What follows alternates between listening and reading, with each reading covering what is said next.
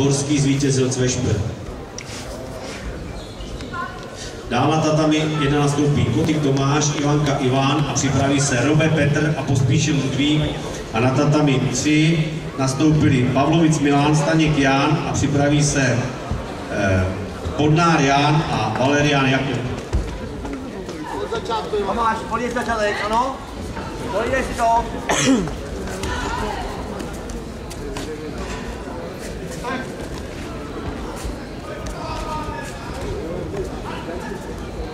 Drží to v prackách, tak, nehojíme hlavu, ano, ano.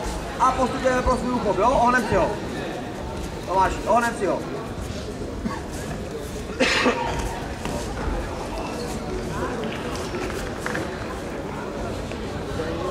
Za ním to mé.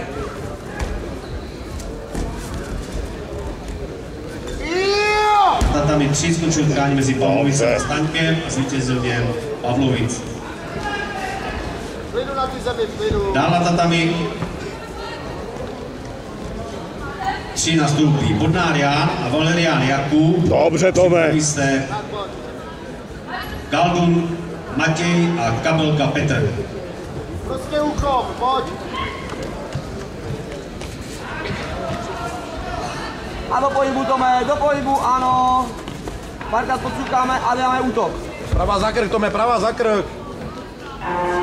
Tak, podsukej, ano. Nech se kopat, teď ho kopni.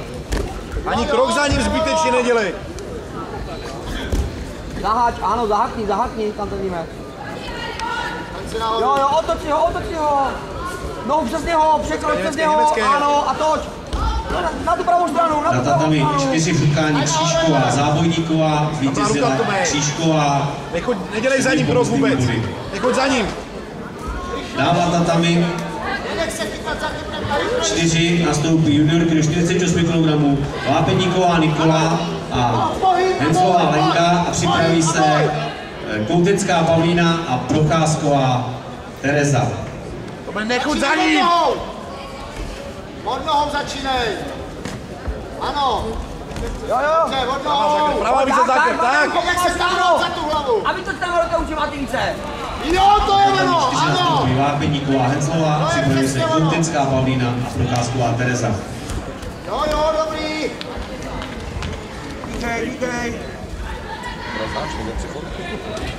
Posedlej. Ivane, to je ono, pojď si. Kupni trošku tu aktivitu tvoji, Tomáši, tam. Pojď, rychlost, pohyb. Tome, ta pravá za krk a na sebe. Kategorii junioři nad 100 kg, jejich soutěž bude probíhat společně s juniorkama do 48 do 50 kg na tatami číslo 4. Na tatami číslo 2 utkání Barma Na sebe. A ty děláš Linka. zvítězil Haníček. Tlačí, furt. Ano, pojď, jo. A je to. Dál na tatami